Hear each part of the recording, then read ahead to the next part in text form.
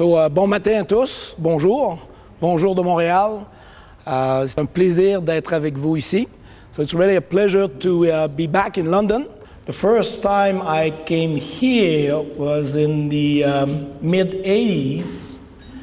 At the time, I was a student, a postdoctoral student at the National Institute of Health in Washington, D.C.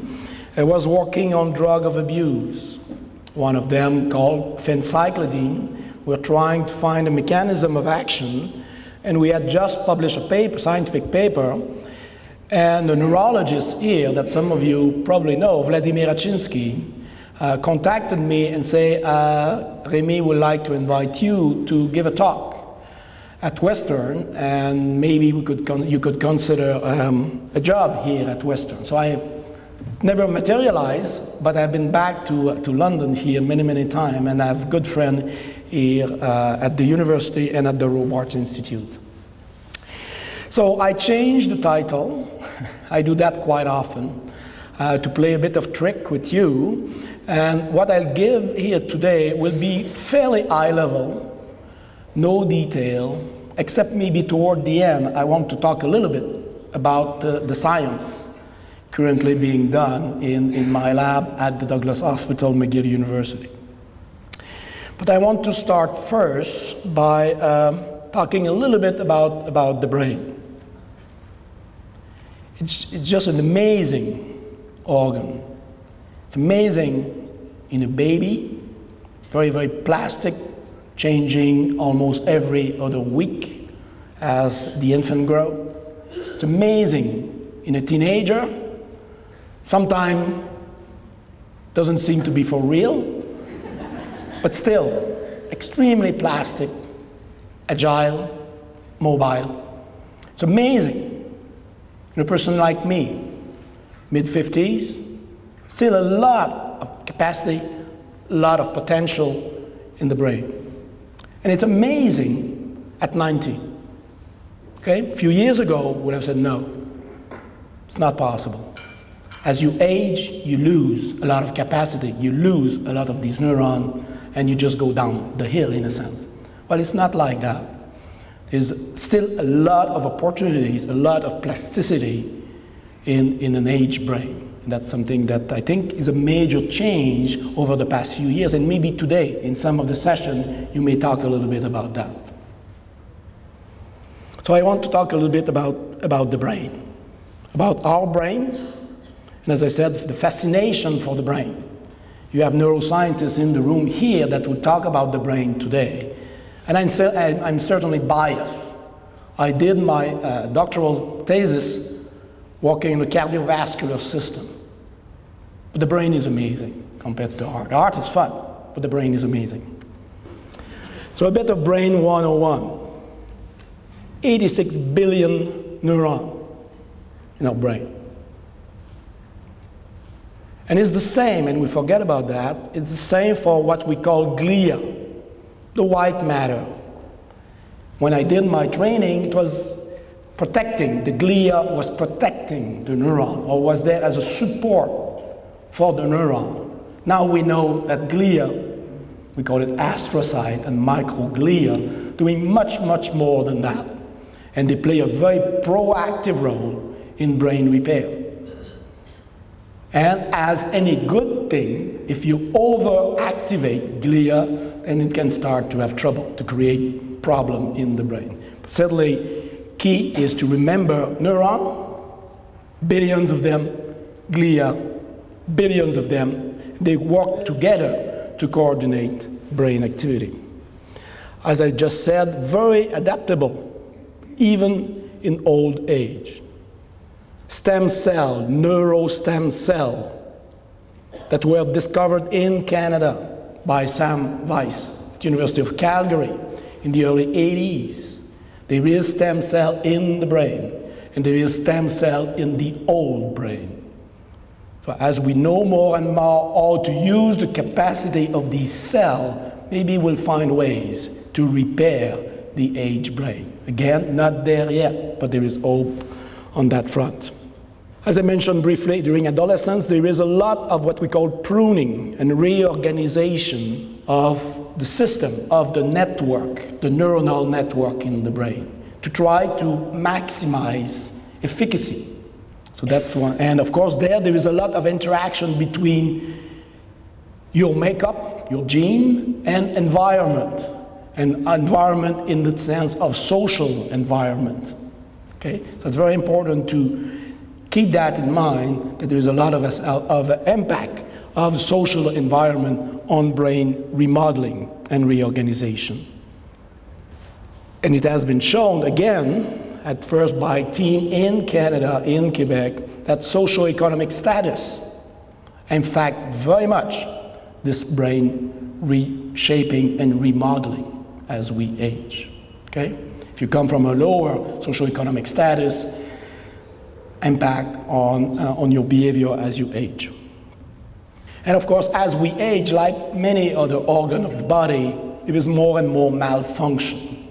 Some of them including disease like Alzheimer's disease. But maybe there is opportunity and possibility, as we know more about brain function, to repair or to compensate for some of these deficits.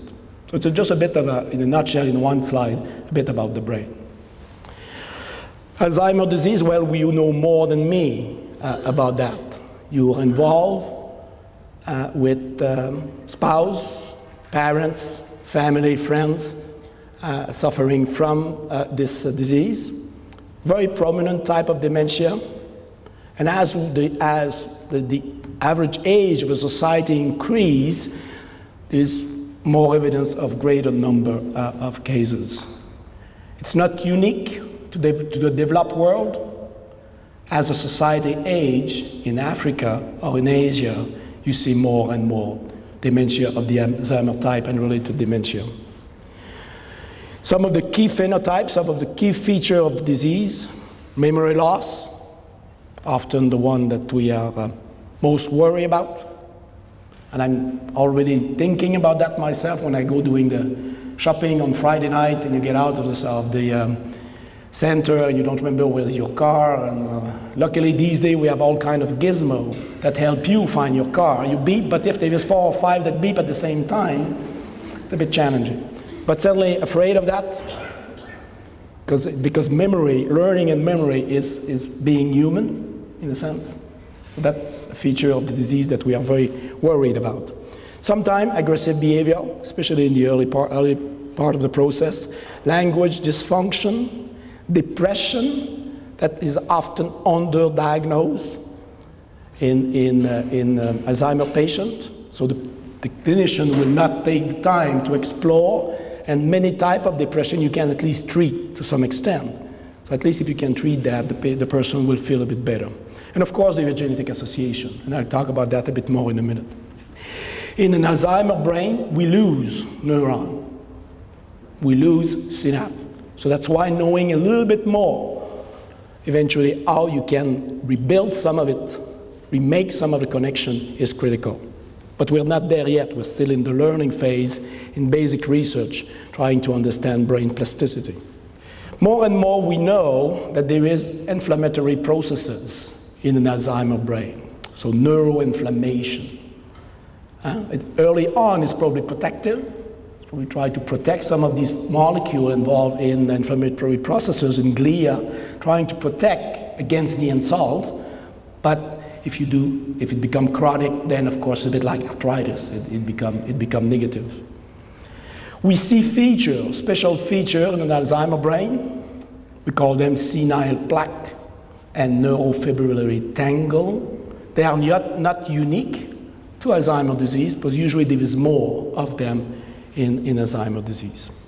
Still, difficult to diagnose at the very early stages. A lot of research on that front, trying to use brain imaging, cerebrospinal fluid protein, plasma protein, try to find very early marker of the disease process.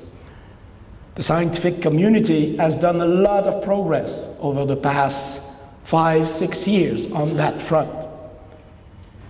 And now I think we have validated some brain imaging approach as well as CSF protein level as marker, biomarker of the disease process. But we need more, and we need more reliable one, so that we can start to diagnose earlier, because still too often it's too late when the person is diagnosed to be able to really intervene effectively at the clinical level. And we still don't have disease-modifying treatment. I think probably today you'll hear about that at some of the session. I will not go in detail here, but I was talking about senile plaque that we see in an Alzheimer brain. And these plaques include a lot of what we call A-beta peptide. So it's an amyloid peptide that are made in your brain as you listen to me. Your neuron, your cell, process what we call APP.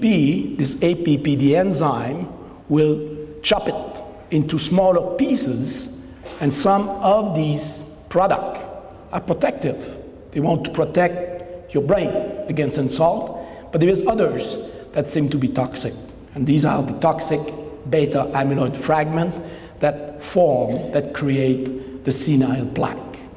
Still a lot of debate as to the role of the senile plaque in the disease process, but certainly that's one of the features of an Alzheimer brain.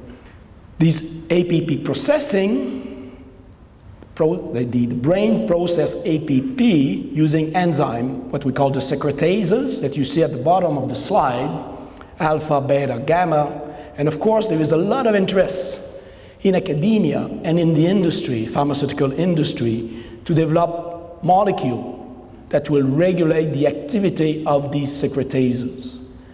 And eventually, if it works, it could lead to new ways to treat some aspect of the disease process. We're still not there yet in the clinic with these molecules. Gene. Well, certainly, there is genes associated with Alzheimer's disease, and these genes are related, some of these genes are related to APP that I was just talking about, related to amyloid. So when you have mutation in APP, some familiar case, then you get the disease very early on, in your 40s, in your 50s. But that's rare. This mutation in these families, it's very rare. So mutation in the APP precursor, mutation also into two other genes that code for presenilin 1 and 2. And presenilin were discovered by Canadian team, by Peter St. John's Islop in Toronto. So I'm mentioning that just to show that there's a lot of expertise in Canada in the neurobiology of Alzheimer's disease, world leader. In addition to the presenilin and amyloid, there is tau, the neurofibrillary tangle, basically like if the neurite, your neuron, are all twisted on top of each other. So that's protein called tau, hyperphosphorylated tau, and I'm sure you'll hear about that more. Apolipoprotein E4 as a risk factor. Again, apolipoprotein are usually more related to cholesterol metabolism. Apolipoprotein 2 associated very closely to cholesterol metabolism. What was found about 20 years ago now is one of the, what we call allele, E4, is associated with increased risk of developing Alzheimer's disease. It doesn't mean that if you have E4, you will necessarily get the disease, but it's a risk factor. There's many others, and there's still a lot of interest trying to find new genes associated with Alzheimer's disease. And the last part on the slide, we do what we call genome-wide association studies, GWAS. So basically, we take your blood cell and we look at the gene, all the genome, and recently, a few teams in Europe, in the States, have found novel association, novel gene potentially associated with Alzheimer's disease. And some of them are related to inflammation, to the neuroinflammatory process. And maybe you'll hear about that a bit more at some of the breakout sessions later today. So very interesting, a lot of focus still on the genetic component, not simple. So it's not like Huntington's disease, one gene, one disease. It's not like that. So multiple disease, a bit maybe more like hypertension, where you have many genes associated with the disease process. And I was mentioning biomarker, trying to find ways to recognize the disease process early enough, and also to be able to use this marker as endpoint, as clinical endpoint, to demonstrate efficacy of treatment. Because often today, efficacy of treatment is on the basis of some memory status, mini-mental state, this type of thing, and it's a bit complex. So if we add other type of marker, a bit like your blood cholesterol, which is direct marker, would be so much easier. Glucose for insulin. So we don't have these type of things. So that's a lot of work and progress made recently. So what do we have now, and I'm sure you'll hear about that more today, as potential biomarkers that have been quite well validated in various countries worldwide. The size of the hippocampus, an enlargement of a ventricle. The size of the hippocampal formation, a key area involved in learning and memory in the brain. So using imaging technology, we're able to have fairly strong set of data suggesting that this can be eventually a biomarker. Then CSF, cerebrospinal fluid, level of amyloid peptide, and hyperphosphorylated tau. So the ratio between amyloid and tau as another biomarker. And now we can also image these plaque using various types of molecule of marker of the plaque.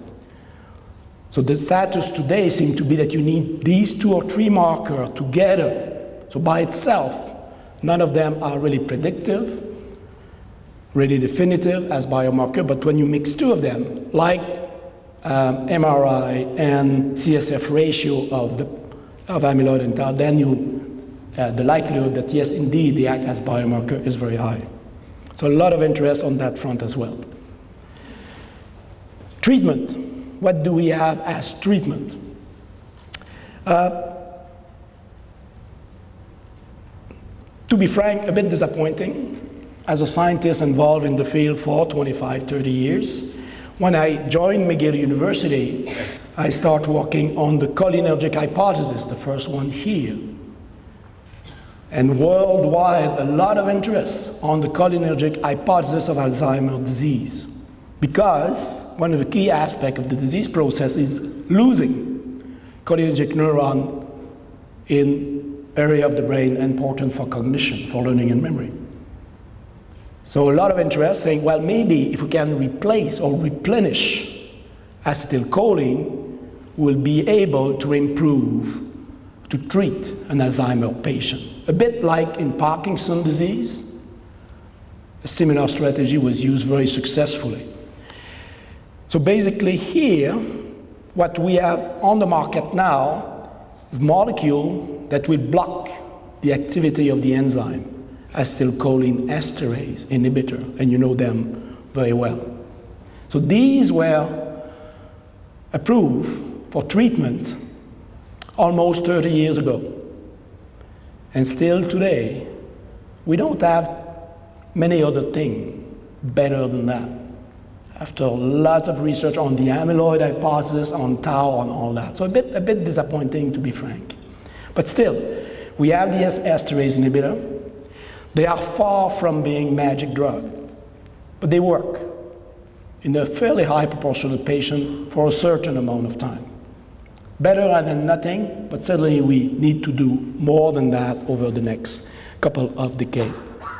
In addition to the esterase inhibitor, like donepezil, like Exelon, there is now modulator of another very important transmitter in the brain, glutamate. So glutamatergic drug, memantine, also seem to work, but usually a bit in the more advanced case. So usually it's a combination between esterase inhibitor and glutamatergic drug. Other, not much. So I mentioned secretase inhibitor or regulator to regulate the level of amyloid peptide in your brain. All the clinical trials on that front have failed. So we need to go back to the bench, trying to understand exactly what happened. There's also a lot of interest with inhibitor of inflammatory processes. And again, there's probably something, but not absolutely clear. Vitamin, well, probably all of you have been told to take more of this, less of that. Again, not absolutely clear. if you take these various vitamins, will it be protective or not? A lot of interest also on other aspects of the process, of the disease process. I talk about depression, but also sleep. Key. And often we forget a bit about that and focus very much on the cognitive aspect.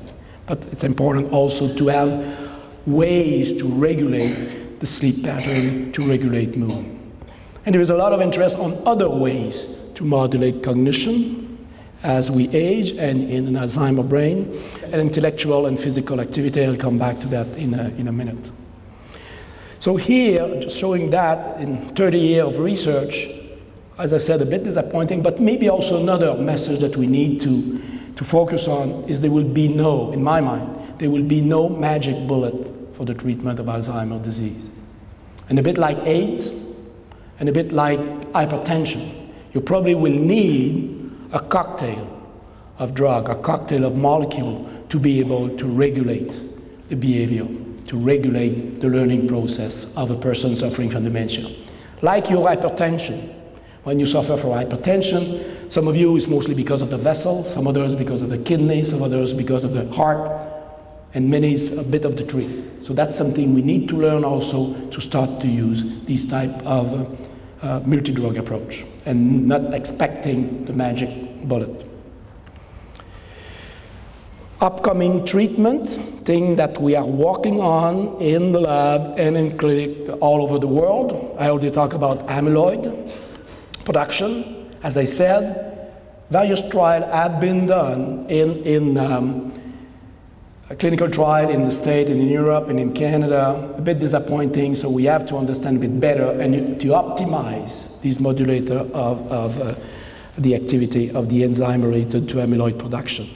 Vaccine, a bit strange, but when it came out like maybe almost 20 years ago now, small biotech company in California said, well, maybe we could have a vaccine against amyloid. And that worked beautifully in mouse model, various mouse model. You just wash out, just reduce the level of plaque, you just reduce the level of amyloid in the brain. Human condition, not as easy. So it has been tried, but side effect. Some side effect related to the vaccine. So again, back to the bench, trying to understand what happened. How can we optimize the approach? So it's on the way, and there is a lot of hope, and I think it probably in the end will make it and will be useful in some patients. Maybe not all, but in some patients may turn out to be useful. But still a lot of research needs to be done on that one. A lot of interest also on neurofibrillary tangle, modulation of tau, of hyperphosphorylated tau, and here it's a bit of a jargon, but playing with what we call kinases in the cell. So a lot of interest. This will not be just for Alzheimer's disease, because we see tau-related type of disease process in many other disorders, but at least it could help. Repairing the brain with trophic factor. And here Jane Riley has done a lot of work on that field, and there's other here. Trying to use maybe the brain capacity or trophic factor to repair some of the altered brain region. And again, a lot of interest on that one. Hypertension and cholesterol regulating drug. Also a lot of interest here. Regulating your cholesterol level, your blood pressure seem to have impact on the disease process. Probably indirectly, but still it's important. I talk a little bit about new memory-related gene, and you will hear about that later today, but again, they are mostly related to inflammation at the moment and intracellular cell signaling, and maybe there is hope. Some natural product, a lot of interest on that one, starting especially early on with ginkgo biloba, and maybe some of you have taken or are taking ginkgo, and we have done some research in my lab on that one. A large clinical trial a couple of years ago in the state at the National Institute of Health seemed to indicate that, well, probably not, unfortunately.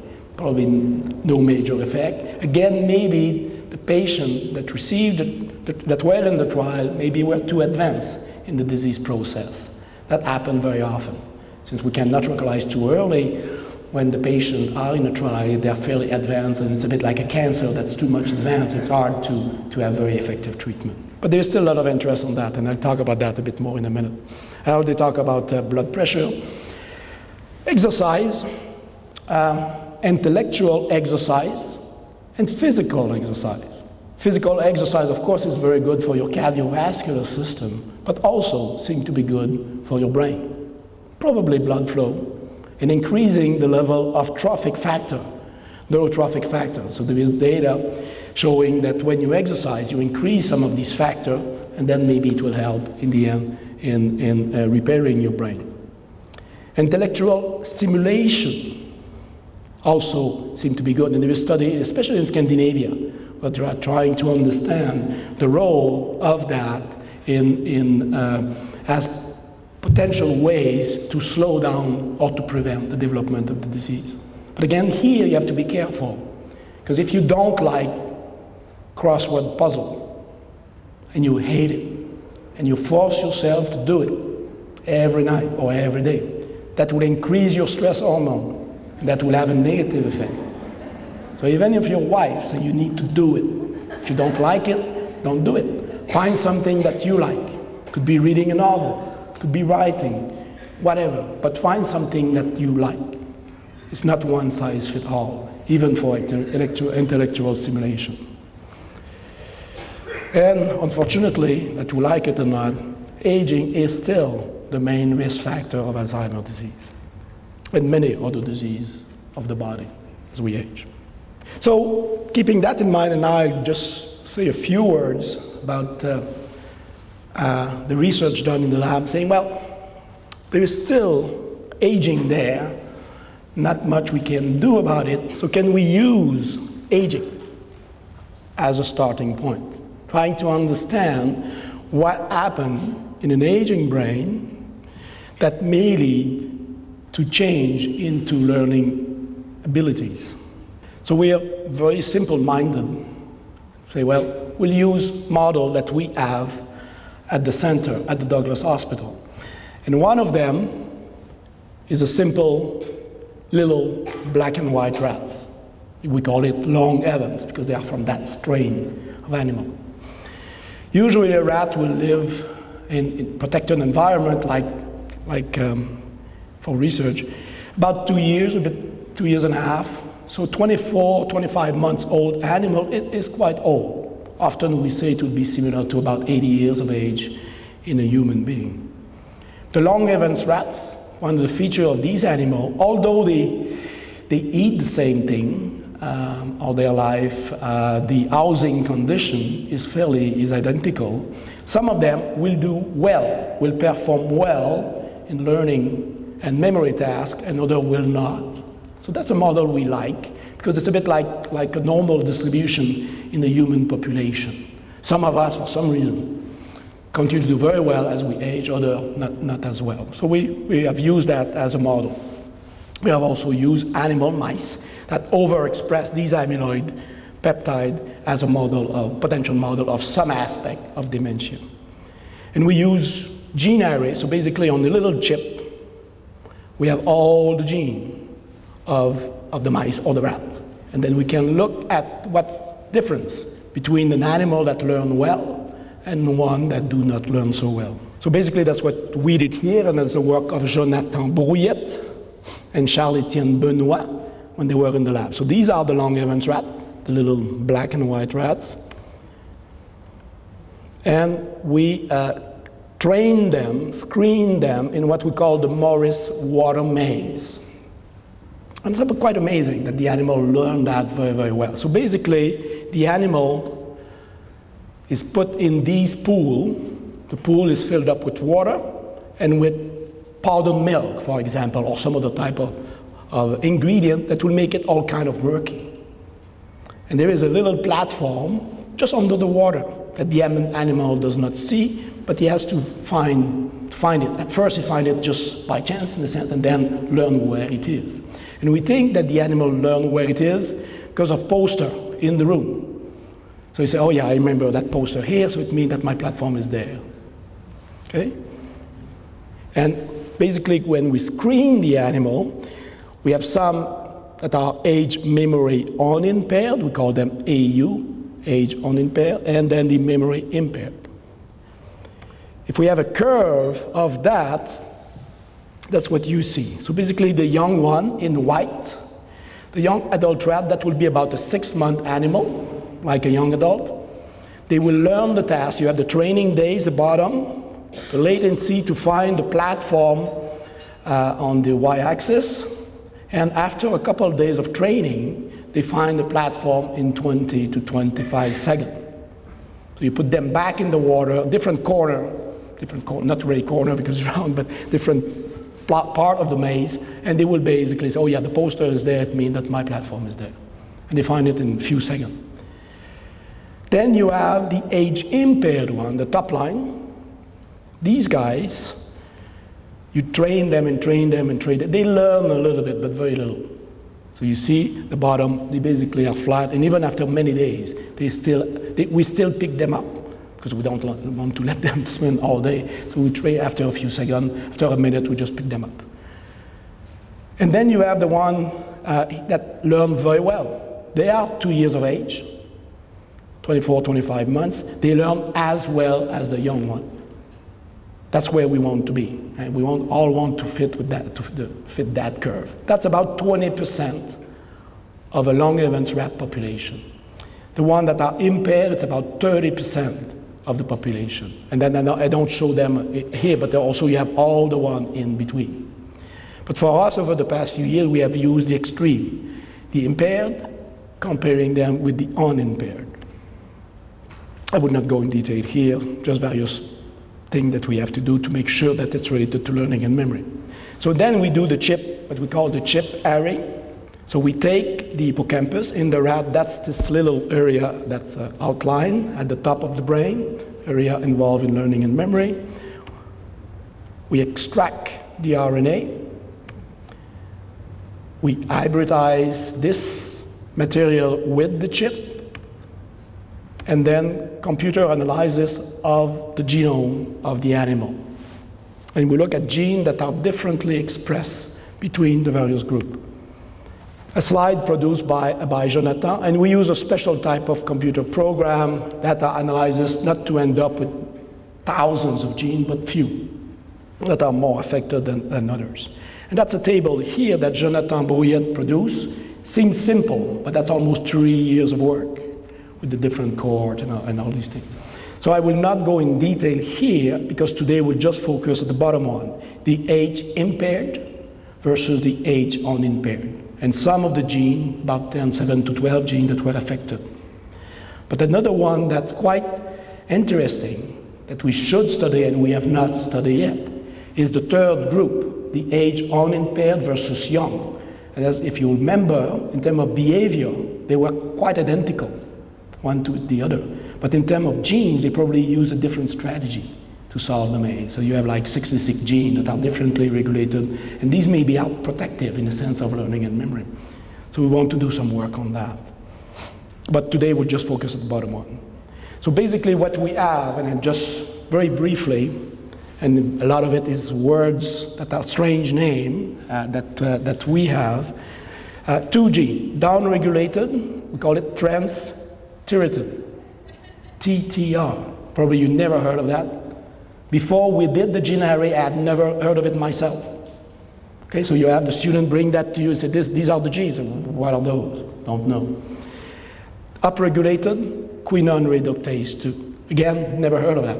And if you take, for example, textbook related to learning and memory, there's very little on either of them. So trans-thyretin, I will just say a few words here. Well, trans-thyretin is associated with the transport of your thyroid hormone, T334. There is other regulator, transporter of thyroid hormone, but trans-thyretin is key. TTR is also key in transporting your vitamin D from the periphery to your brain. And then in the brain, it's transformed into an active ingredient that we call retinoic acid. And this retinoic acid has a role in learning and memory. So when we saw that, oh, maybe it's not as crazy as it seemed at first. So now there is quite a bit of interest, collaboration that we have with a Japanese company, trying to find retinoic acid homolog or analog that could have the beneficial effect of retinoic acid without the negative effect of it, because at some point it could activate cancer as well. So that's another area totally different from what we were working on before and a bit far from directly the cholinergic system. Quinone reductase 2, when we had that gene characterized as upregulated in these rats. We look at the literature, what's known about QR2 in the brain. About 5 papers at the time published about QR2 in the brain. And most people are saying, well, don't waste your time, it does not exist. Well, it's there. So the first thing that we did was looking at QR2 in the brain. Where is it? And it's in the hippocampus. You see here, the kind of darker line, that's where you have QR2 expressed in the brain. What we did after that is basically to knock out QR2 in the mouse, to delete the mouse QR2. And you have, again, the Morris-Water maze, learning curve. And basically, the bottom line, if you don't have QR2, the square, you learn better. So that's going to be detrimental in terms of learning ability. Okay, and we try that, I will not go in detail, we try that in various learning tasks, and it's always true. When you don't have QR2, you learn better. Object recognition, physical type of learning, as well as hippocampal related type of learning. Is it true of every behavior? No. It's only seems to be related to learning and memory type of behavior. These mice, again, if you look at anxiety, for example, there is no difference between the two groups of animals. And there is no difference in depression type of related behavior and schizophrenia related type of behavior. So QR2 seems to play a role in learning and memory.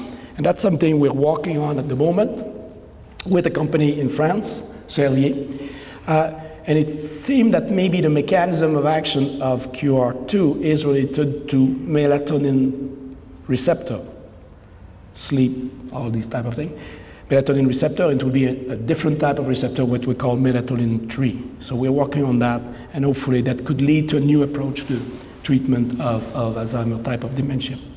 Totally unexpected again, if it would not have been for the use of this type of gene array type of technology. Finally, just a bit for fun of it, natural product. I mentioned that a little bit. Talk about the ginkgo biloba.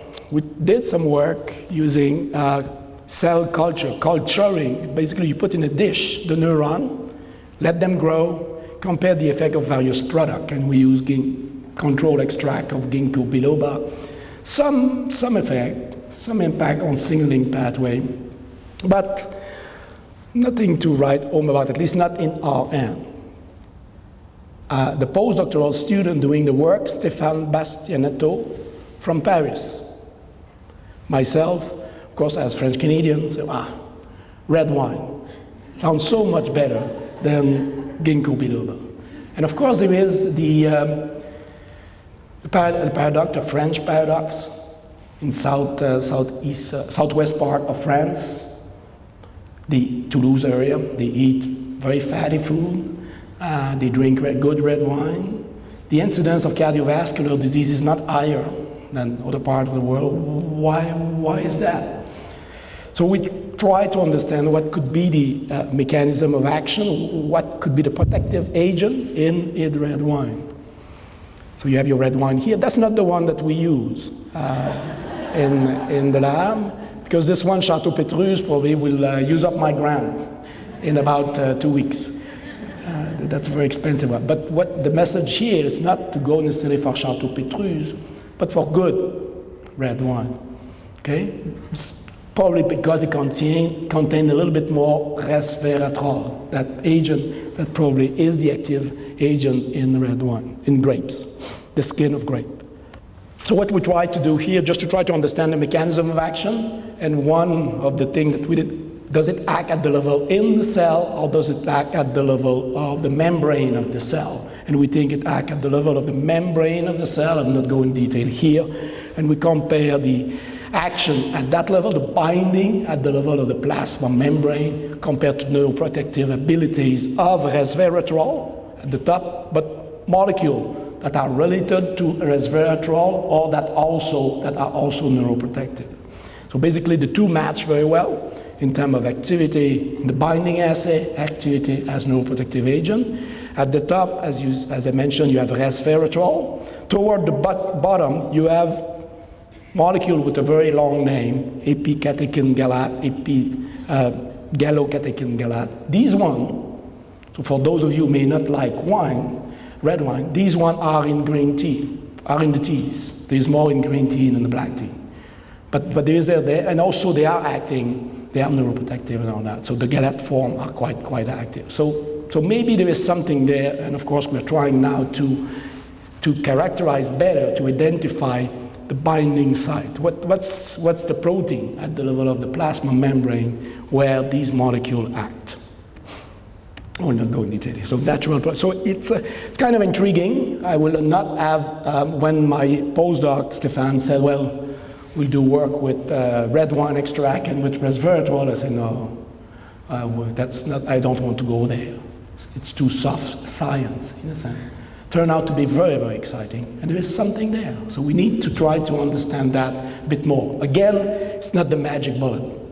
It will not protect you or anybody from Alzheimer's disease at any cost. But certainly it could help when you mix all these kind of ingredients, good exercise, maybe some of these natural product, good nutrition, of course, as well. It's important. Controlling the blood pressure, probably also very important.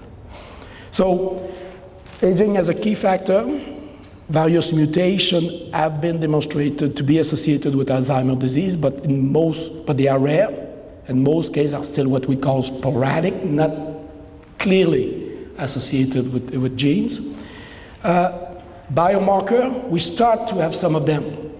The size of the hippocampus, level of protein in the CSF. So that will be very useful in terms of prevention, early detection of the disease, and treatment, responsiveness to treatment. Very, very useful to have these biomarkers that are a bit easier to quantify than some other approach. Prevention strategy, still very few, but there is research program on the way worldwide, including in Canada, on education, physical and mental exercise, nutrition, blood pressure and cholesterol control. So all that is important to give you or give us a fighting chance against the development of Alzheimer's disease and related dementia. So thank you very much. These are the people who did all the work in the lab, the last section of the work with Jonathan Brouillette and Charles-Étienne Benoit with the microarray, and Stéphane Bastianetto with the red wine. Thank you very much.